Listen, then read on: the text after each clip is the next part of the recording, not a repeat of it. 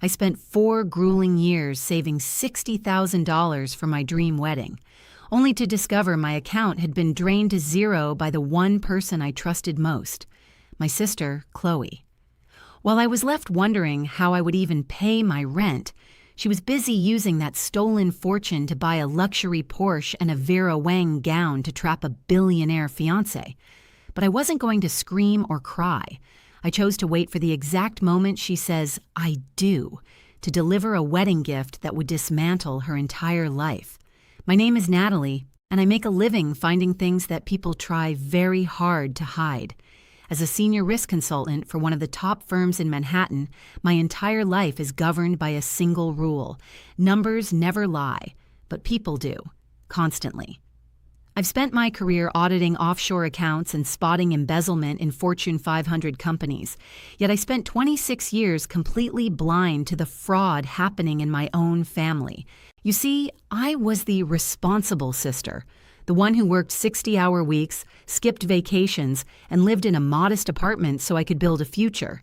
My sister, Chloe, was the exact opposite. She was a creative soul, which was her code for being chronically unemployed and allergic to bills. For years, I was her personal ATM. I paid her $20,500 monthly rent in Tribeca because she needed to be near the fashion district. I paid for her grocery deliveries, her Pilates memberships, and even her $400 hair appointments because our mother always whispered in my ear, "Natalie, you're so successful, and she's struggling. Family looks out for each other." So I looked out for her. When our father passed away 18 months ago, he left us a small sisterhood legacy of $5,000. I told Chloe we should put it into a high-yield wedding trust I'd been funding for 4 years. I'd meticulously saved $60,000 in that account, money for a venue, a photographer, and the start of a life with my fiancé. I gave Chloe a secondary debit card, explicitly for emergencies only, thinking that the shared trust would finally make her feel like a partner in our family's future. I thought I was teaching her responsibility. In reality, I was just handing a thief the keys to my life's work. The realization didn't hit me with a scream. It hit me with a cold, mechanical beep.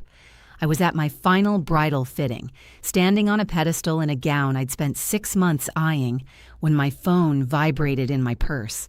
It was a standard automated alert from my bank. Balance for account ending in 4492 is below $100. I froze. I just checked that account 2 weeks ago. It had $64,212 and 20 taus in it. I didn't even take the dress off. I threw my trench coat over the layers of silk and lace, ignored the confused shouts of the seamstress, and ran to my car. By the time I reached the bank, my hands were shaking so hard I could barely pull my ID out of my wallet. I sat across from a teller named Mrs. Gable, who looked at me with a mix of pity and horror. "I need a transaction history for the last 10 days, I whispered. She handed me the printout.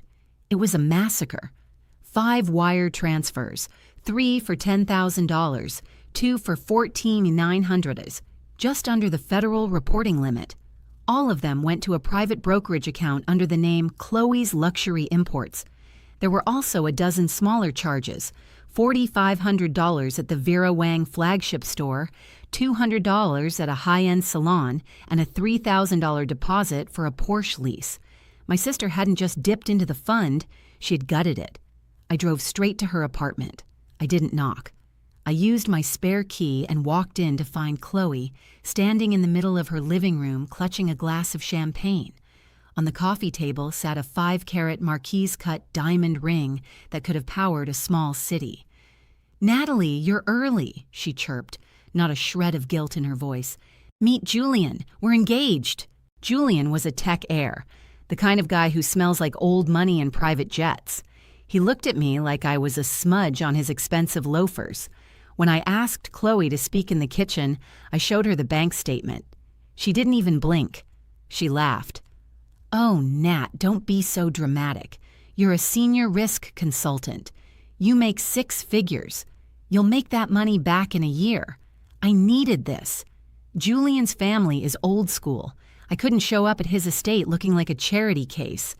I needed the car, the dress, the image. That was my wedding fund, Chloe, my life savings. And you'll have another one, she snapped, her voice turning sharp. Honestly, your negativity is toxic.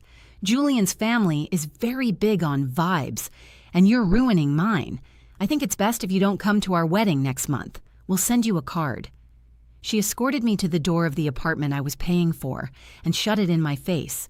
I sat in my car in the parking lot of her building for 3 hours. The sun went down, the street lights flickered on, and I just stared at the steering wheel. Most people would have gone back inside with a baseball bat. Most people would have screamed until their lungs burned. But as the interior of my car grew cold, my mind did something else.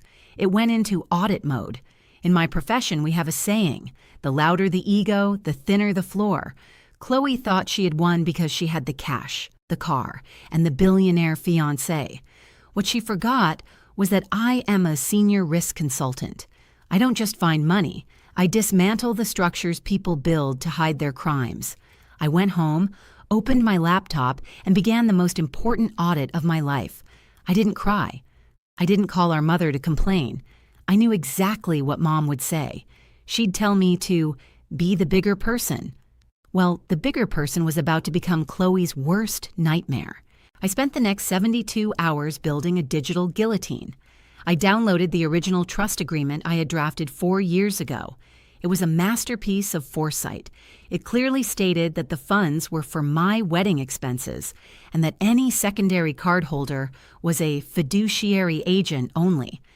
By moving that money to an account called Chloe's Luxury Imports, she hadn't just spent my money, she had committed fiduciary fraud and grand larceny. I hired a litigation attorney who used to work for the DA's office. We didn't just file a lawsuit, we filed for an ex parte emergency order. I wanted her bank accounts frozen, but I didn't want the sheriff to show up at her apartment. No, that was too private. Chloe wanted a high society life built on my bones? Fine.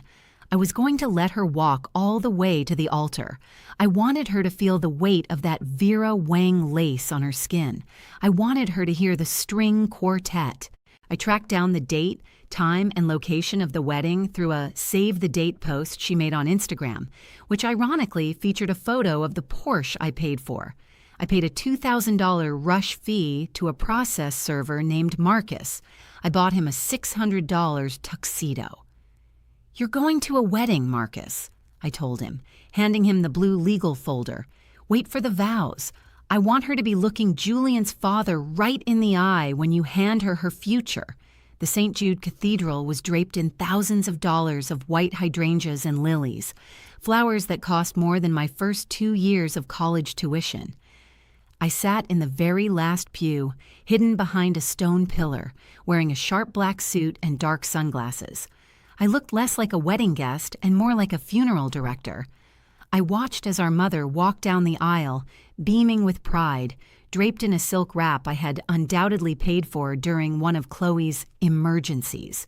Then the music shifted. The heavy oak doors swung open and Chloe appeared. She looked breathtaking. The Vera Wang gown hugged her perfectly, the train trailing behind her like a royal shroud. As she walked past me, she didn't see me. She was looking at Julian, who stood at the altar looking like the prize she'd finally won. She thought she had successfully traded her sister's life for a seat at the Billionaire's table. The ceremony was a blur of high society pretension until the priest reached the climactic moment. If anyone here has cause why these two should not be joined in holy matrimony, speak now or forever. Hold your peace. The room was silent. I didn't stand up. I didn't need to. From the left wing of the cathedral, Marcus stepped out. In his tuxedo, he looked like just another high-end guest. He walked with total confidence right up to the altar. The music faltered. Julian's father, a man who valued discretion above all else, leaned forward, his brow furrowing. Marcus didn't look at the priest. He looked at Chloe. He pulled the blue folder from his jacket and held it out. "Chloe Miller? You've been served. You are being sued for $60,000 in stolen funds, fiduciary fraud, and grand larceny. Your accounts have been frozen by court order as of 10 minutes ago. The silence that followed was deafening. Chloe's face didn't just turn pale, it turned gray. She dropped her bouquet. Julian's father stood up, his voice a low, dangerous rumble. "Stolen funds! Julian, what is this?" I stepped out from behind the pillar and walked slowly down the center aisle. Every head turned. "It's the bill, Chloe," I said, my voice echoing off the vaulted ceilings. "You told me I was too successful to miss $60,000. You were wrong. I'm successful because I know exactly where every cent belongs. And right now, every cent you're wearing, every flower in this room, and that car in the lot, they belong to the bank." The fallout was surgical. Julian's family, terrified of a public fraud scandal, called off the wedding before the reception began. Because her accounts were frozen, Chloe couldn't even pay the deposit for the getaway car. She was evicted from her apartment 3 days later. Today I'm sitting in a cafe in Santorini, a trip I paid for with the first installment of the settlement I won in court. Chloe is back in our hometown, working 2 shifts at a diner and living in a studio apartment with no view. She calls me sometimes, crying, talking about family. I don't answer. I'm a risk consultant after all, and I finally eliminated the greatest risk to my future. My journey from a betrayed sister to a woman who reclaimed her worth is a powerful reminder of how quickly trust can be weaponized. But now I want to hear from you. Was my cold-blooded revenge justified, or did I take things too far? Share your thoughts in the comments below. I want you to remember that this story was a dramatized fictional scenario created specifically for societal reform and educational awareness. I chose to explore these dark realities of betrayal and greed so you can recognize the warning signs in your own life. Please do not repeat the negative behaviors or the schemes shown in this video. In the end, justice was served, and karma proved to me that what is built on a foundation of lies will eventually crumble. If you found value in this lesson today, please subscribe and hit the bell icon to join me for more stories every single day.